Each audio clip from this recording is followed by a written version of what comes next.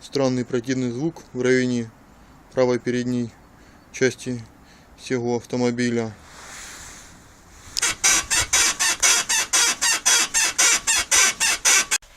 Итак, у нас несколько вариантов. Либо это шаровая опора, либо скрипит сайлентблок стабилизатора, либо, возможно, стойка.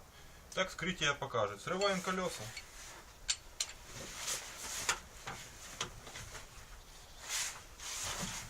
Итак, вывесили машину, поддомкратили. Обязательно страховочка, кроме домкрата. Что мы видим в первую очередь? Мы видим сайлентблок стабилизатора, который довольно-таки разбитый. Скорее всего, он и есть причину этого дикого скрипа. Пробуем заменить.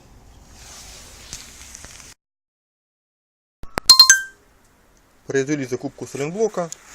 Обратите внимание, старый. Какая выработка. И вот новенький. Взял на всякий случай пару. На вторую сторону тоже пригодится.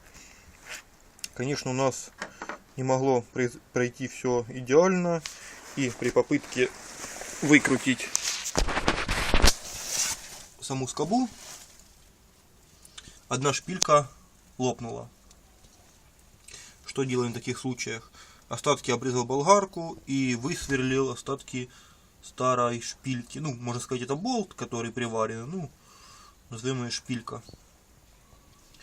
То есть высверлил остатки старой, купил новый болтик, который мы середину вставим и обварим вот отсюда. В принципе, можно было и закрутить ее, но с завода было приварено, поэтому мы прихватим на сварочку. Приступим к сборке.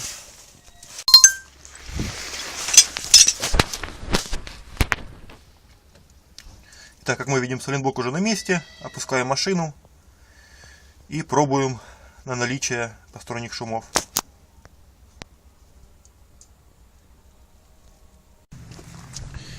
И, как мы видим, машинка таки вылечилась. Никаких скрипов больше нету. Всем спасибо. Надеюсь, информация была полезна. Подписывайтесь на канал. Всем пока.